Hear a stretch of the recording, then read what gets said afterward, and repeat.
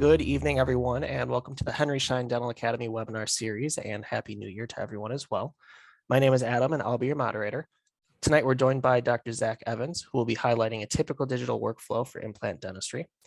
If you have any questions, feel free to drop them in the Q&A section, and we'll answer them throughout or at the end. And Henry Schein is not offering CE credit for viewing or attending this presentation live or on demand. Dr. Evans, welcome. Thank you so much, Adam. I appreciate it. Thank you for hosting. Thank you, Henry Schein, for hosting. It's my pleasure to be here with all of you. I'm excited to spend a little time on a Monday with you guys, and I'm going to share a few things that have really helped my practice, especially on the implant surgical and planning side, and I'm excited to share it. So quick disclosures, I am in solo practice at our practice called Foothills Periodontics and Implant Dentistry in North Carolina.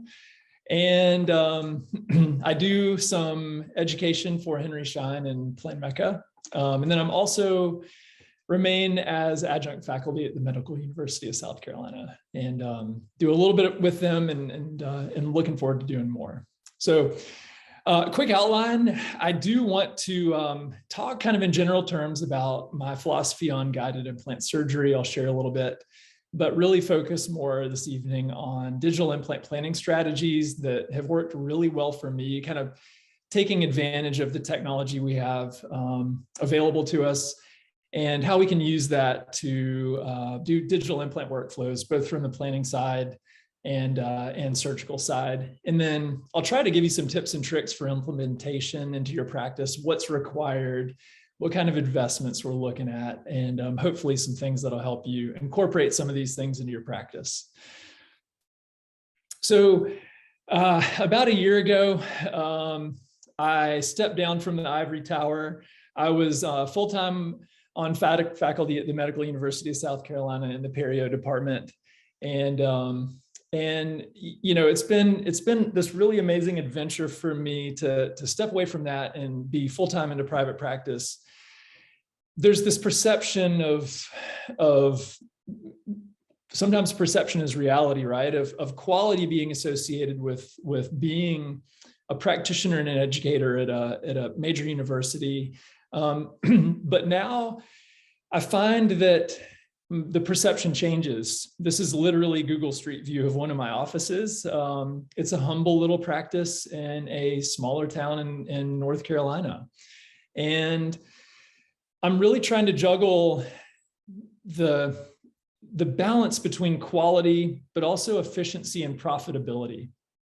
And for implant dentistry, for implant surgery, I should say, I really think I've struck that balance, and I think I'm really taking advantages of the tools that we have available to us to be able to pull off cases not only quickly and efficiently to generate profit in my practice, but also to achieve what I think is the highest level of quality that I can deliver to my referring dentists and my patients.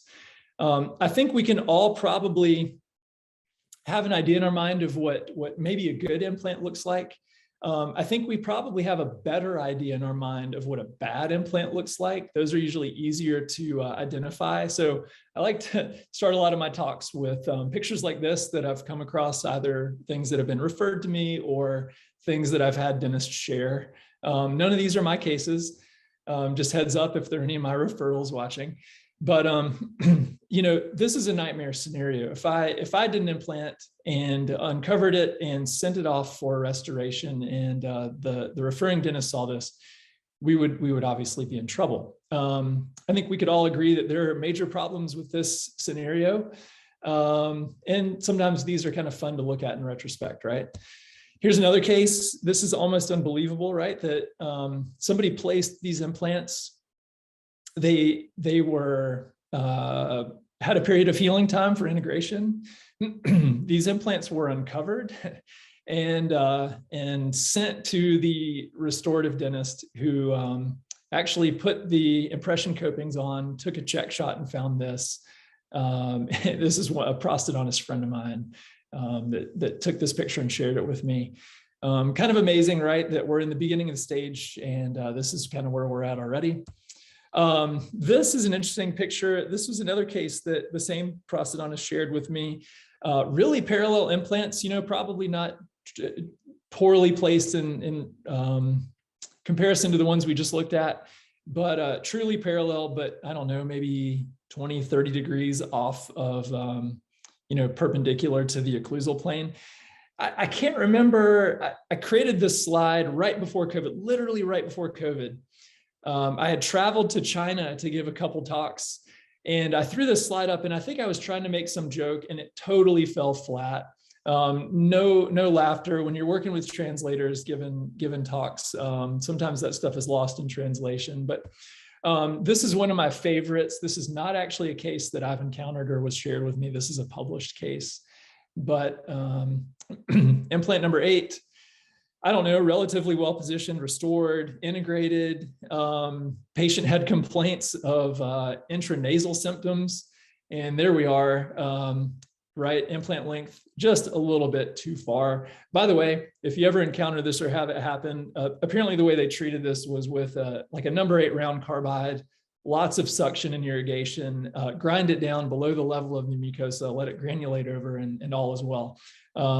But definitely not an ideal situation.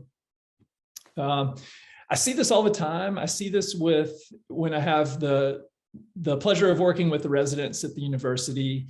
They'll do an implant and they'll look at the post-op periapical film and they'll kind of pat themselves on the back and say how proud they are of what they've just done. But remember that these radiographs are in a 2-dimensional world. We don't live in that world. And this is the same implant on a cross-section of a CBCT. So totally different perspective, right? That just because something looks good on a PA, it may not truly be good in 3 dimensions. This is a lateral incisor, and man, they had a lot of bone to work with. So that's a little bit disappointing. This is a really interesting case. This is a prosthodontist that sent this case to me. Interesting case because same patient, upper right, upper left implant retained or supported bridges. The implants on the upper left were done guided. The implants on the upper right were done freehand. So interesting case, same patient, same surgeon, different restorative outcome. Restorable, yes. Ideal, no, definitely not. Here's a case that I am actually dealing with right now. These implants were placed 3.5 years ago.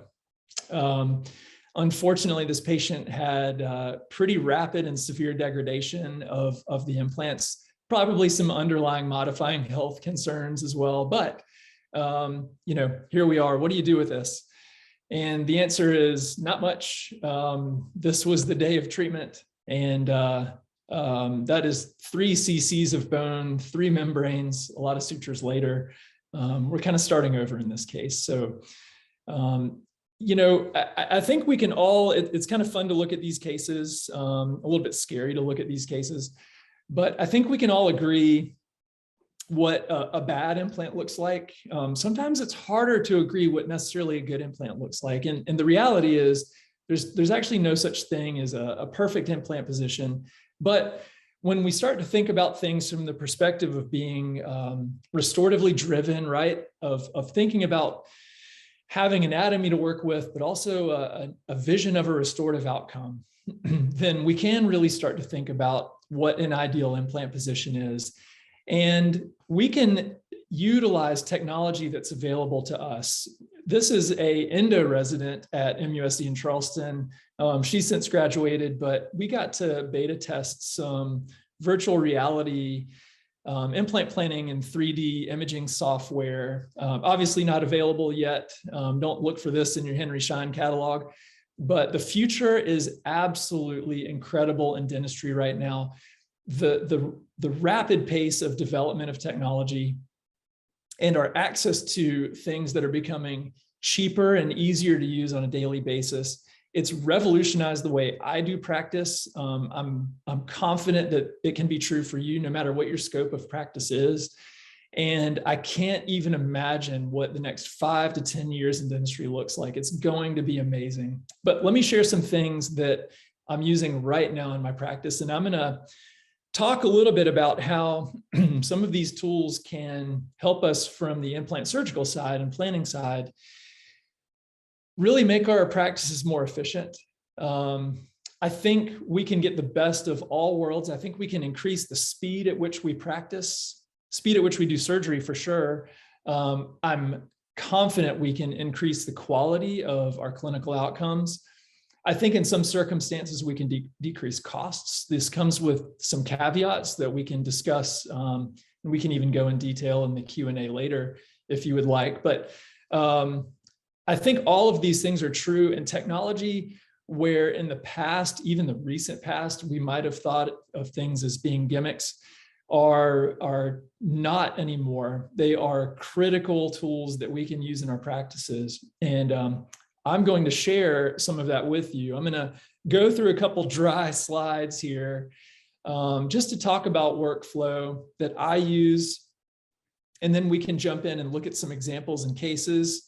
And I'll share a little bit of research that we've done that might be helpful in terms of understanding kind of how to plan some of these cases and when. So here's my workflow. If I get a patient referred to me, or a patient that comes to our office that is interested in having implant dentistry done, first, what we do is set up a consultation. And at that consult, we'll capture a CBCT image. I'll review the image with the patient, and we'll get intraoral scans, so digital models intraorally.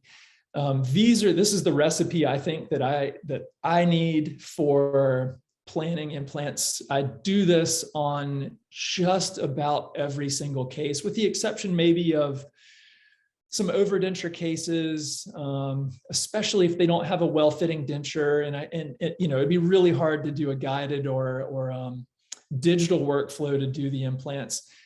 This is what I'm getting pretty much every time, even for simple slam dunk, single site premolar implant cases. I'm getting a CBCT, I'm reviewing it, and I'm getting intraoral scans. So I usually code for a limited, and then I'll also code for CBCT capture and interpretation. If you have a CBCT in your office, this is a little bit of a CYA thing, but you do want to be coding for capture and interpretation, not capture only. You only want to do capture only when you have like a prescription from another practitioner who wants you to capture an image. Otherwise, you pretty much always want to code for the interpretation. I probably take about 30 minutes for this appointment. We'll probably book a little bit more, maybe 45 minutes. But actual chair time, 15 to 30 minutes. When I capture the CT, I sit down with the patient and I review the entire volume with them. As you get into the 3D imaging game, you're going to find that the value of that CBCT goes way beyond just your ability to diagnose for implant or surgical planning. I mean, just about every single CT I capture, I find something that's gone undiagnosed, whether it be periapical lucencies on maxillary molars, or marginal decay on crowns that might be on like the lingual. These are just examples, but subtle things that may not be showing up on traditional two-dimensional radiographs. It is an incredible diagnostic tool, the 3D imaging, the CBCT. I get referrals all the time asking for me to help assess teeth that are restoratively questionable, or maybe even endodontically questionable, right? Like if before they send a patient out to have root canal therapy, let's assess the tooth. What's the status of the roots of this tooth, and all that. So what do we need to make this happen? Obviously, we need a CBCT imaging machine in our practice, or one that's readily available that you could send patients to and have a CBCT image captured. And then for me, for my workflow to work, I need digital models of the patient's mouth. So I have an intraoral scanner in my practice that I use all day, every day. This is coming from a periodontist. So you restorative dentists, if you have these available, you're already ahead of the game. And if I can do it, you guys can definitely do it. So CBCT, intraoral scan. If you don't have an intraoral scanner, or you're not sure if you're going to need the volume to justify purchasing one, then you can work with your lab and get physical models of your patient and send those to your lab and have them digitize them. So these workflows are possible, whether or not you necessarily have all the tools. Number two, implant planning. And we'll go through the details of this process, but I most of the time do a digital diagnostic wax up. There's a little asterisk there. I will talk to you about when I think that is truly necessary. And then I do my virtual implant planning. I sit down on the computer, look at the CT scan, merge the digital models of the patient's mouth and teeth, and I will plan the implant virtually. And with that information, I'll create, and then fabricate a surgical guide. I do 99% of my implants guided. I have come full circle on this. When I was, first in practice, that was early enough that that wasn't an option at all. CBCTs were just starting to be used, and I did all of my implants freehand. I think I can deliver implant therapy quicker, easier, more predictable using surgical guides. Even cases that are easy freehand cases, I just do it. This planning process for me, it takes about 15 to 30 minutes. That includes a full diagnostic wax up for a lot of cases. I can do quicker if I'm not necessarily doing a full diagnostic wax up. This is a 10 to 15 minute process. And you really have to kind of think about this from the perspective of your case volume, how much time you're willing to invest, and then payoff in terms of your ability to save chair time, right, in your practice, increase productivity. Is work behind the scenes worth it? And then also, how do you pass that cost on, if at all, to the patient? So things to consider for your private practice. What do you need to make this happen? Software. You need software to be able to interpret the CT. And you also need computer-aided design software, right? So like CAD/CAM software for dentistry, for restorative diagnostics, to do diagnostic wax-ups for cases where you want to do that. And then a software system that is able to help you generate a surgical guide if you want to make those in-house. And I definitely do. Now that I know this process and use it all the time, I choose to fabricate guides in-house, and I find it's really easy and efficient. If we design one, obviously the next step is, before surgery, we need to 3D print that guide. So printing time, huge asterisk next to this, because technology is changing on a daily basis with 3D printing. But right now, we're looking at about 30 minutes to an hour to print a surgical guide, depending on the printer that you may have or have access to. But there's some post-processing too. You have to wash and then cure the guide. And that takes about 10 to 30 minutes.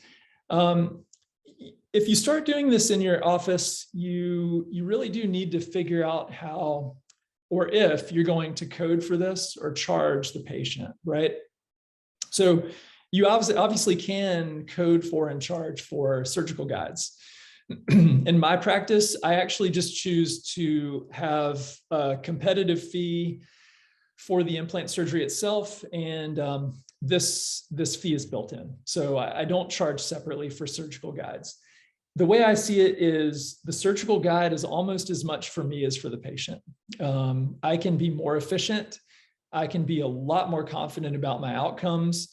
So I find that just is a way to improve the quality of my practice, but also decrease chair time, that I feel like I don't necessarily need to pass that cost on. My overhead is time, and my 3D printing overhead is probably about $5 for a surgical guide, maybe less. What do you need? You need a 3D printer, and you need FDA approved resin for creating surgical guides. There are a lot available. There are a lot of 3D printers available. There are so many options out there. And certainly for your practice and your needs, you can find one that works for your budget, for your needs, et cetera. And then you do have to do the post-processing. So there is equipment that may be necessary for that. And that takes a few minutes to get it ready. And once it is, then you are good to go to do surgery. Implant surgery for me, we usually book 60-minute chair time. Actual procedure time, once the patient is anesthetized, the procedure is going to be 5 to 10 minutes, right? So for a really efficient guided surgery, the implant is in 5 minutes, and you might even be done suturing. It can be that quick. That's not necessarily the goal, to push the limit in terms of time. It's just that when things go smoothly, it is really quick. I have all but stopped doing IV sedation on these patients just because it's so quick and easy.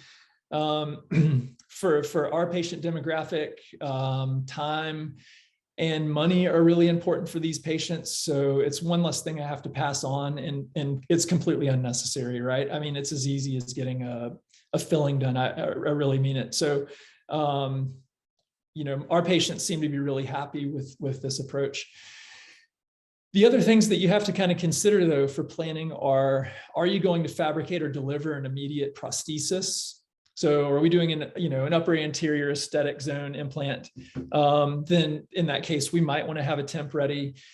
Is that going to be prefabricated? Are we doing guided implant surgery to the extent where the depth and timing, rotational timing of the implant are known ahead of time? In that case, we could prefabricate a temp. That might really save time.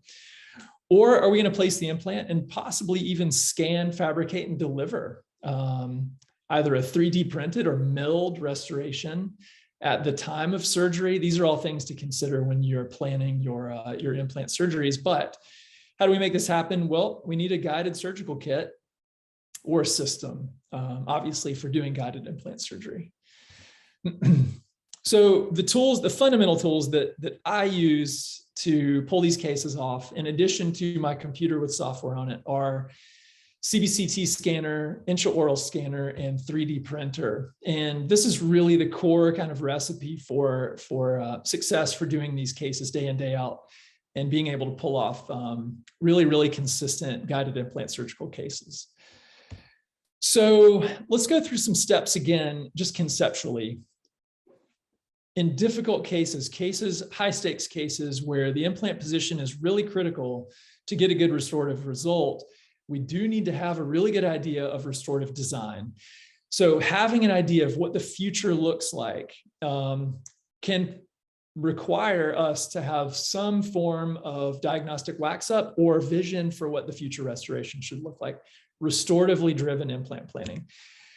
Landmarks that are real important: gingival restorative margins in the upper anterior, absolutely. Our depth and labial palatal position depend on where that gingival margin is going to be.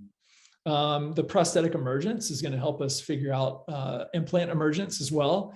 And then, of course, the incisal or occlusal position. So all of those things together really help play a part in terms of figuring out where the ideal implant emergence and position would be. Once we have that, and we have that merged with our CBCT, we can figure out where the ideal implant position is relative to the adjacent anatomy, implants, teeth, bone, et cetera. And then putting all that together, and this is a tool that I like to have, which is a 3D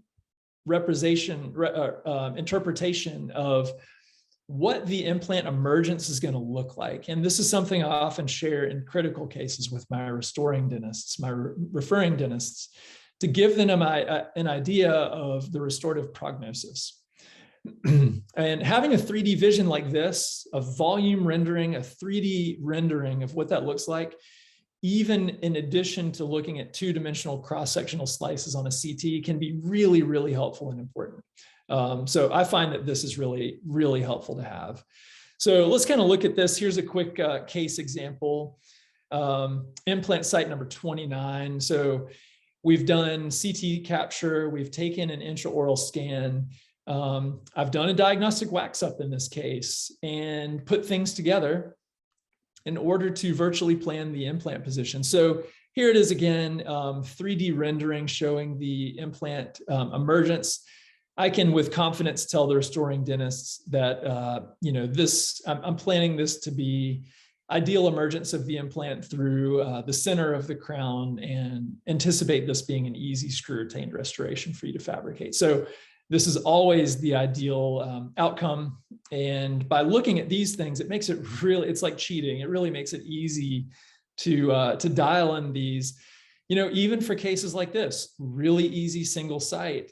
Do we need a full diagnostic wax up? Probably not, but sometimes you'll find that occlusion can trick you a little bit, if there's subtle crossbite or, if the occlusion is not necessarily in line with the adjacent teeth, then the adjacent teeth may not truly be sufficient for you to get the dial in that emergence just right. So after we have that, then we can figure out how to fabricate our guide. So to design this and 3D print it. And then, of course, do the guided surgery, which to me is the easiest step of all. Once you've got a guide in your hand, like I say, it feels like cheating. But, proceeding with the surgery, putting the implant in, dealing with that, either letting it integrate or in cases where we can put immediate restorations on, handling that appropriately. And then another consideration that I want you to think about is, and this is not a soapbox, but fully guided implant surgery compared to alternatives or freehand surgery. And at least my understanding is that the literature is pretty much overwhelmingly in favor of accuracy of fully guided surgery compared to freehand surgery. Now, I will say that there are cases that I do freehand surgery for sure. And there are also situations where fully guided surgery, you may not get the results you want. And I'm going to talk a little bit more about that, how you can successfully plan these cases and make them work. But I think in general, on average, in my hands, I feel like I can do a better job fully guided than freehand. What are our options to do guided surgery? Well, we have a lot right now. And some of them are really interesting. So we can do guided surgery via augmented reality. So there are systems, dynamic navigation systems that will give you live feedback while you're drilling. So this is still freehand surgery, but the computer is helping you with angulation and depth as you're drilling live, okay? We have access to robotic assisted surgery now. There are advantages and disadvantages with these systems. The way I choose to do it and the way I found, and I've played with all the systems, the way I find that I get the best results most consistently in a way that I think incorporates into my practice most efficiently is to fabricate surgical guides in-house. So 3D printing static guides using guided implant drill kits. I prefer this method. I think I'm getting the best results. I think from a time and overhead perspective, I'm getting the best results personally using this method. There's one final option, no time soon coming to Henry Schein, which is what you're seeing here. This is a couple years ago. This is a screen capture from a video out of China. If you haven't seen this, this is, whoops, let me go back. That is a fully automated, fully autonomous robotic implant placement. That is not a dummy. That is a live patient, and that is an implant being drilled 100% hands-free by a robot. No time soon in the US, the FDA is not happy about having fully autonomous anything that doesn't have input from a human, but the future is really interesting out there, isn't it? Here's that case again, that 29 case. So here's our digital plan. And just kind of watch this screen. Here is a screen capture, two-dimensional screen capture from the CT with the overlay of the digital plan and the implant. And then we'll overlay on the post-op periapical film. So this is literally what I'm getting every single time I put an implant in. The implant just goes where you want it. When you're really careful about planning and fabricating your guides, the results are really, really predictable. And we'll look at some more. And then finally, of course, you can parlay a lot of these digital tools into doing implant restorations. This is my dad. He had no bone back there at number 30. We put in a little tiny implant and I gave him a little tiny tooth.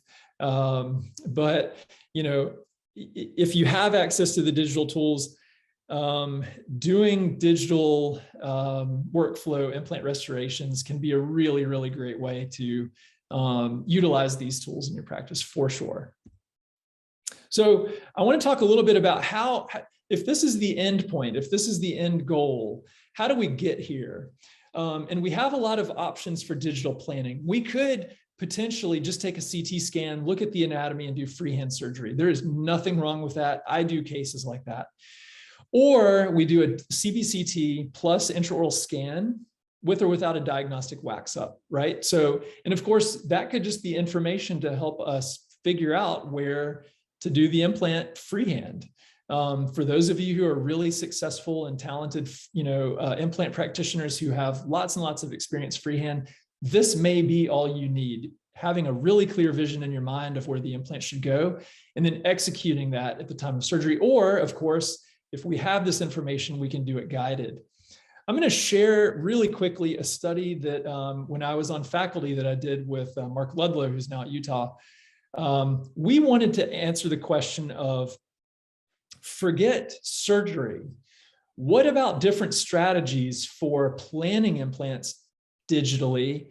Does the strategy affect the potential implant position? And the answer is yes. So these were the conditions. We looked at planning implants with CBCT only, CBCT with an intraoral scan. This study, we actually digitized stone models. So you'll see digitized stone models on these. Intraoral scan in addition to the CBCT. Now, if you have this, in theory, you could create surgical guides off of this, right? Or if we want to have an idea of where teeth go, we have two options. We can do dummy teeth. So a lot of 3D imaging software systems have the ability to drop in sort of virtual teeth on the 3D volume or 2D volumes in your CT. They're not true diagnostic wax-ups. They are just representations of teeth and some of the landmarks and relationships we miss with these. So I like to call these dummy teeth.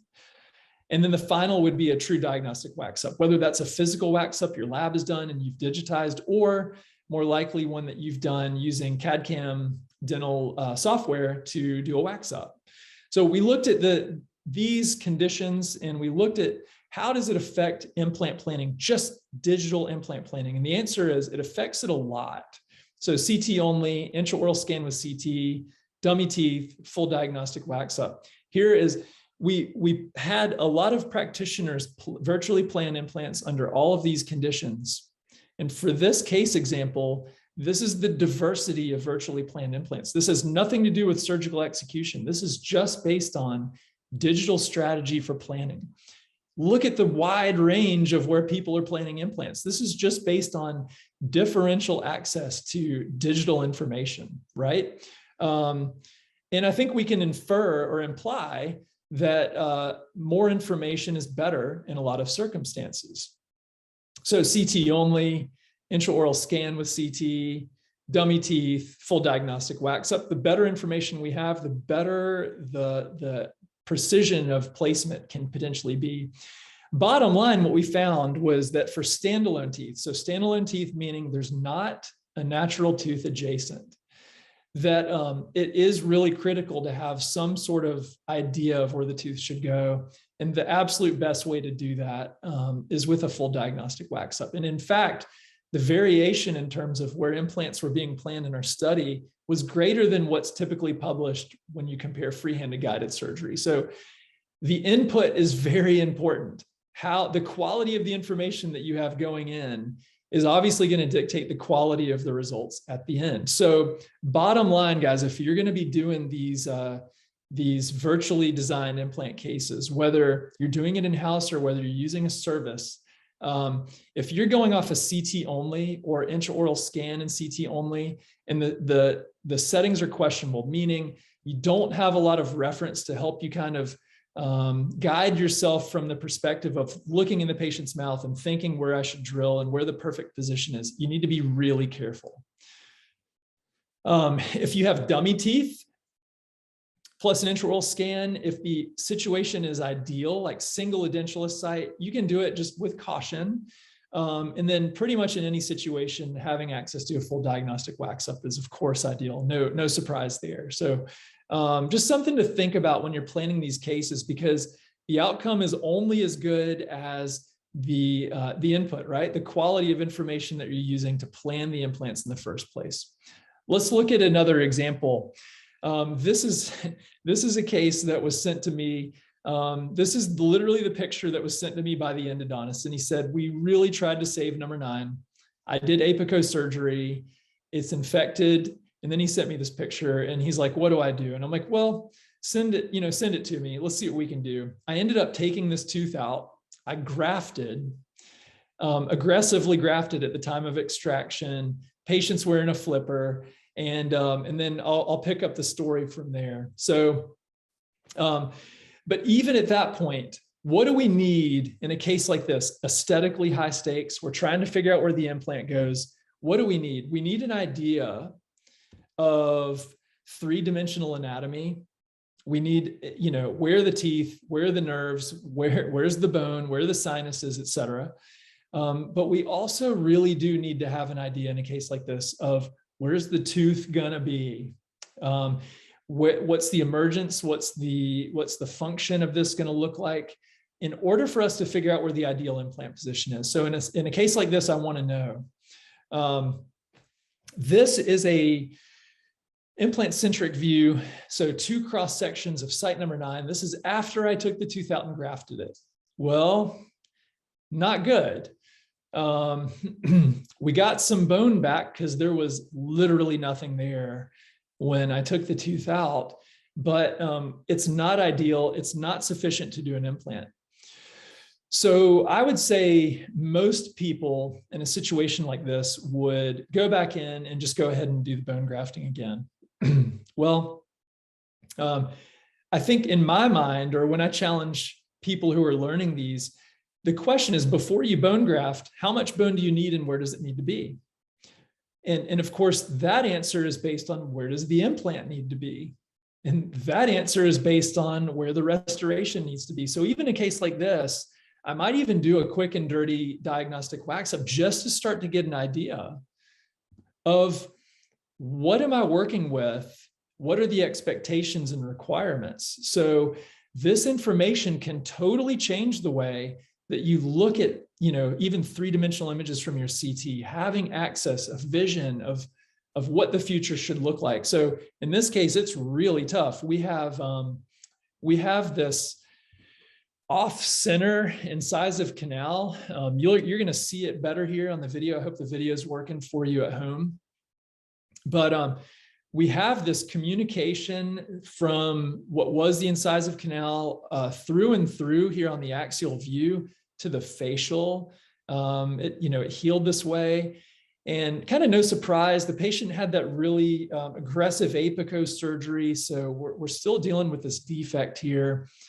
We can't do an implant the way it is. And then also, just to kind of make matters worse, the incisive canal anatomically is biased to the left-hand side. Look at that right there.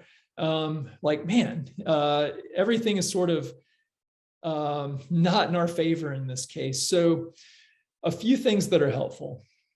Having the 3D image, having a high quality CBCT is absolutely critical.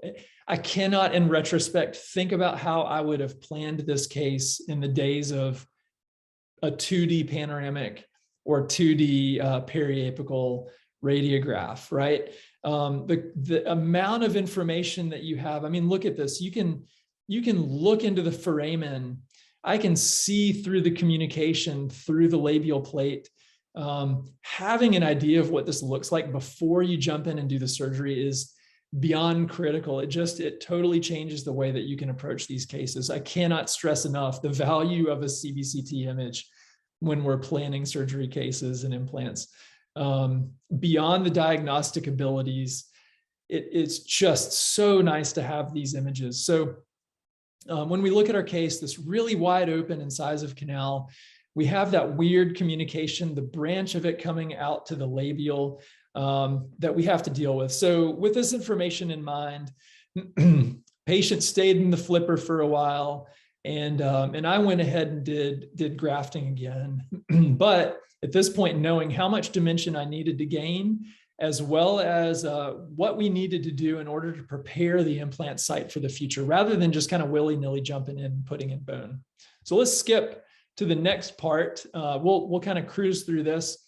I'll show you the images of what things look like after we grafted. I ended up getting sufficient bone, but I did want to just real briefly introduce the process I use to virtually plan, prosthetically plan a wax up for implant planning. So if you think about this differently than when you're doing CAD/CAM dentistry, for those of you who are doing milling in-house and doing CAD/CAM dentistry, the concepts are identical.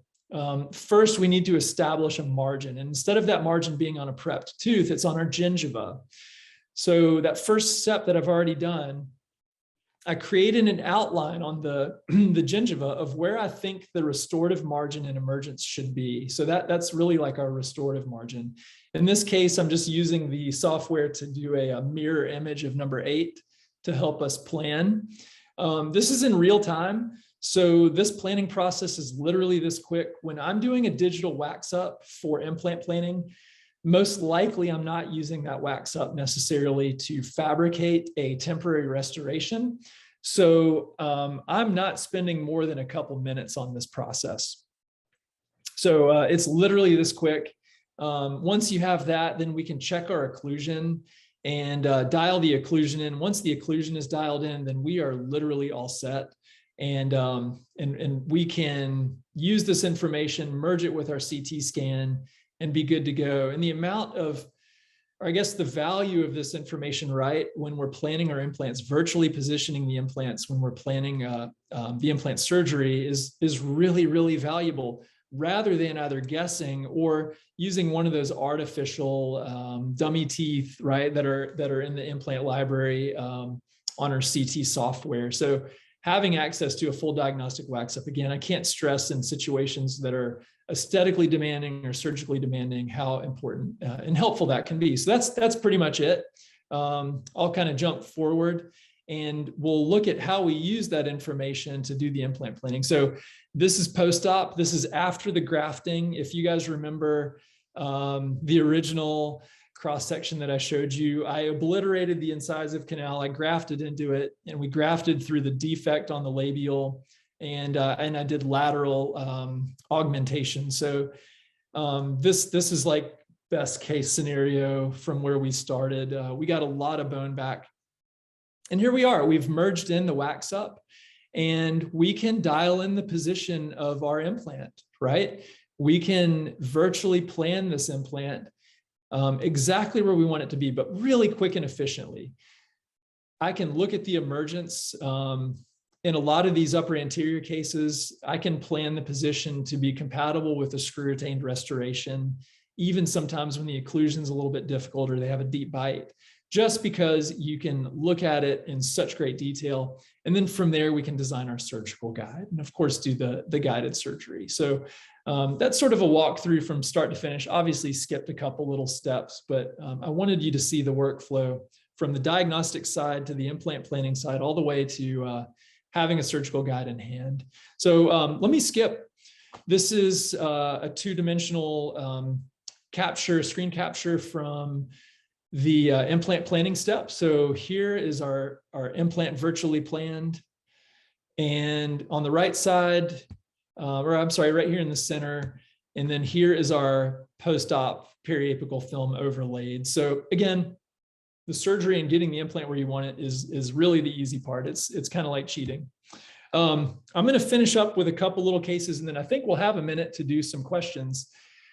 What about in cases like this? So that workflow I just showed you, it is really easy, quick, efficient for cases that are either single or maybe multi-unit cases that we want to do quickly and efficiently and precisely in our practice. But what about a case like this? And the answer is, it's the same techniques from a diagnostic perspective and an execution perspective. But sometimes we might need a little more information. So getting from point A, this really horrific occlusion and attrition, hopeless maxillary teeth due to endodontic involvement, they were beyond the point that we could treat and crown lengthen and restore. to a point of having an idea of what does that future prosthetic vision look like.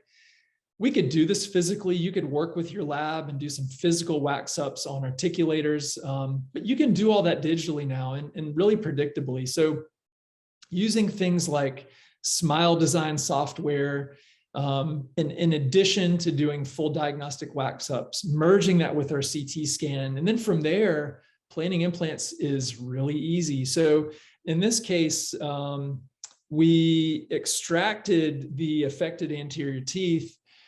We strategically left tooth number 8 to serve as an abutment temporarily for a fixed restorative. As after we took the teeth out, we had to do some bone grafting. The patient actually had a impacted supernumerary teeth between 9 and 10. But anyway, we grafted, let things heal up, came back later, did the implants. So we had the patient in a temp bridge, but also having that tooth there allowed additional stability for the surgical guide, which was really nice. So here we go. This is day of implant placement. Once I knew the implant's torqued, we knew we could convert it to the temporary restoration. We did extract number 8 at the same time, bridged over it. So this is kind of where we started. And this is day of implant surgery using those same workflow techniques. This is obviously not every day in my practice, I wish. But that's actually a 3D printed temporary restoration placed directly to the fixture. So directly to the implants. So, pretty good. And then direct composite restorations on the lower arch. In order to give the occlusion a trial run, we changed VDO a little bit, but all of this centers off of being able to parlay these digital technologies in order to help us with the planning process to pull something like this off. This is more like what I'm doing on a day-to-day basis. It's single units or, onesies and twosies. And I'm perfectly happy doing that. I love doing cases like these. And if you kind of look again, it's a little bit of a gimmick at this point, but, if you look at these 2-dimensional images, I'll overlay on the postoperative periapicals. And this is just what we get on a regular basis.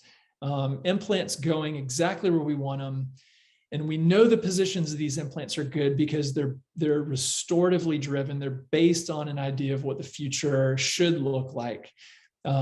So kind of going through that workflow that I use on a day-to-day basis, this is definitely an efficient way to pull off and get cases like this successful in your practice as well. And I truly mean it, whether you're a new implant practitioner, whether you're a veteran, I think these, can be universally beneficial for your practice for sure. So I think I'm probably running out of time. Let me share this one last thing with you. Before I make it sound too good, everything we do in dentistry is obviously has potential for risk. So this is a Thursday in the student clinic when I was still on faculty at the university in 2019. So pre-COVID, 2 cases. This is on a Thursday. These are cases that were done by perio residents and then restored or assisted for restoration by dental students. Upper left picture is immediate implant site number 8. That is an immediate restoration. This is post-surgical. That is a digitally produced temporary restoration with stain and glazing. And these were students, obviously had faculty assistants, but I think that's an incredible result. Bottom right, same scenario. What happened here? Well, some stuff got lost in translation on the digital plan in terms of dimension. So implants in, guided surgery, implants in, temporary abutments on. This is prefabricated temporary restoration, and we are, roughly a mile off. Turns out the implant position was ideal. The loss in translation came with the abutment position. So what did we do? We ended up having to cut down the temporary abutment quite a bit. We did have to trim the temp restoration as well. We got everything seated. That's actually the implant. The implant position was perfect, and we got it in. So just maybe a little bit of a kickback back to reality that, things may go awry. The quality of what you get is only as good as the quality of information that you put in. So you do want to be careful. You want to learn what you're doing. With that being said, I feel like once you get your bearings and you get these workflows dialed in, you're gonna end up getting good results every time. Here's a case I did with my friend when we were in Charleston, who's now in Utah, Dr. Mark Ludlow. I did bone grafting, soft tissue grafting, and implants at sites 8 and 9. And those are the final restorations that he was able to deliver. Difficult case from the aesthetic standpoint. She had a high smile line, but this is my expectation at this point, that implants are put in and the positions are good enough to pull off results like this every time, right? That is definitely my expectation based on the workflow that I use on a day-to-day basis. So, man, I really appreciate it. I think we have a minute, Adam, for some questions. I don't know if you want to, I guess I can open up the chat box, or if people want to chime in, I'll start my video back and say hello to you guys. Yeah. All right, let's see. We do have a couple in the Q&A. First one here, how do you put timing of the implant into the guide? Yep. So it's typically associated with the rotational timing of the guided sleeve. Okay. So first of all, when you're planning your implant cases, after you plan your implant, or at the same time, you're going to insert the guide sleeve along with the implant. That's part of the plan.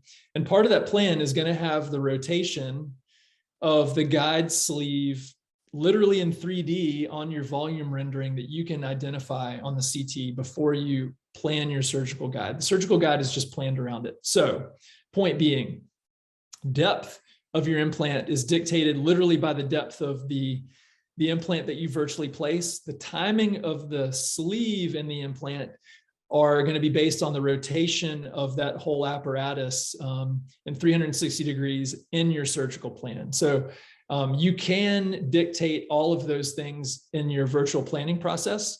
And as long as the sleeve in your guided surgical kit all have that sort of timing ability included, then you can pull those cases off. Now, translating that plan to, say, a temporary restoration, that does get pretty advanced in terms of software requirements. You have to be able to translate the surgical plan all the way over to the restorative plan.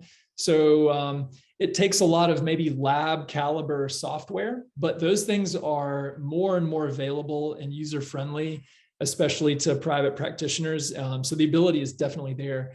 You could work with your lab to have stuff prefabricated, but man, more and more people are doing this stuff on their own. More and more people are 3D printing these temporary restorations and getting really good aesthetic results. So stuff that even a couple of years ago, we had to pay thousands of dollars for to get a kit from a company. We can do it now and plan it in our offices and pull it off for tens of dollars from an overhead materials perspective. Pretty cool. Do you spend any time adjusting the guide to fit during procedure? Very, very rarely. So every once in a while I get burned if I have a patient that I did the intraoral scan and it's been a little bit of time between that point and when we do surgery and they've had a restoration or a crown or something like that done. That's obvious. But now that the 3D printers are so good and reliable, in the beginning, I would get a little bit of problems sometimes with a little bit of error potentially in the print. But I got to be honest, I mean, virtually never at this point am I having trouble with seating of the guide. There are things I do to plan the guide to sort of hedge my bets. I'll put little windows through the guide to make sure I can visually make sure it's seated all the way.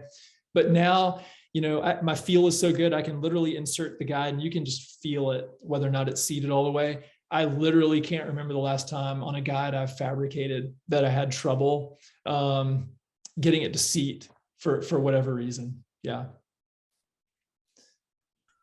So we're talking about digital workflow. What do you suggest you add first? CBCT, CAD/CAM intraoral scanner? Man, good. That's a great question.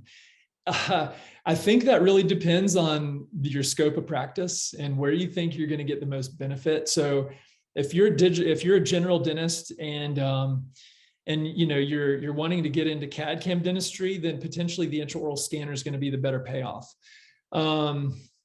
Or whether you just want to get into digital workflow for restorative in general, whether that be taking intraoral scans to send to your lab to have them fabricate crowns and eliminate physical impressions, or likewise that we talked about for implant restorative planning, using scan bodies, taking scan body scans, sending that off to the lab.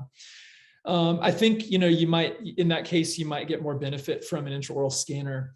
That being said, though, the more and more I use the CT for implant planning, the more and more value I see from the CT scanner for what we would consider true, run-of-the-mill, day-to-day dental diagnostics. I feel like my diagnostic skills, looking at teeth from a periodontal perspective, an endodontic perspective, a restorative perspective, has really improved, and I'm seeing so much value in having that three-dimensional that image. I think even a general dentist who may not be necessarily doing a lot of surgery could still get a lot of benefit. Obviously, big overhead commitment for a CT scanner. You would have to kind of crunch the numbers, see how much you would anticipate using that on a day-to-day or month-to-month basis to justify the expense. My guess is that CT scanner will pay for itself quickly many times over, just from the fact that you're going to diagnose things that otherwise had gone missed. But also from the standpoint of, as you get more comfortable looking at those 3D images, you are going to definitely start to transition away from panos and take a lot more initial and routine diagnostic CT images. My CT scanner, my Planmeca machine, I can take an 8x8 centimeter scan at good resolution at ultra low dose, and the exposure of radiation is pretty much dead on equivalent to a digital pano. And I get so much more information from that 3D image. So, from the amount of information you get to the amount of exposure the patient gets, I think it's win-win-win with a CT scanner. So right now in dentistry, it's hands down the number one piece of equipment that there's interest in from practitioners who don't otherwise have it. It's CT scanners right now, for sure. So that being said, I think, one or both, or the combination in your practice, I think if you take the leap and invest in the equipment, really important to learn well how to use them. If you do that, you're going to be successful for sure in justifying that expense and getting the benefit. All right, so staying on the 3D imaging course, can you do implants without 3D imaging? So, man, I'm assuming the intent with this question is, what's your opinion on whether or not CBCT images are necessary or required for implant planning? I went a lot of years planning implants, planning sinus cases off of two-dimensional images. And I know a lot of really good practitioners who are not necessarily using 3D imaging to plan their implant cases. I won't go as far as saying I think it's standard of care yet. I will say, though, that in my hands, at this point, I'm very uncomfortable planning an implant without a 3D image. Very, very uncomfortable. There's just so much you can see beyond a two-dimensional image. Quality of bone, position of anatomy, everything. This workflow that I use, it's a bigger investment of time than if I just jump in and took a pano and did freehand surgery. But man, I can't imagine going back. I just can't. For me, a CT scan is a requirement for doing implants personally. All right. And our last question of the evening, for your single implants, do you mainly do flapless? Great question. I have swung the entire extent of the pendulum on this question. I had a period of time where I was doing almost exclusively flapless surgery. Now, my patient demographic is 60 years and over, and all of them have underlying medical conditions. And I would say the majority of implants that I'm doing are on sites that either myself or someone else has grafted. The combination of those things, I've really started to flap more of my cases, just so that I can make sure that I have primary closure over the implant for cases where I'm concerned about the healing capacity.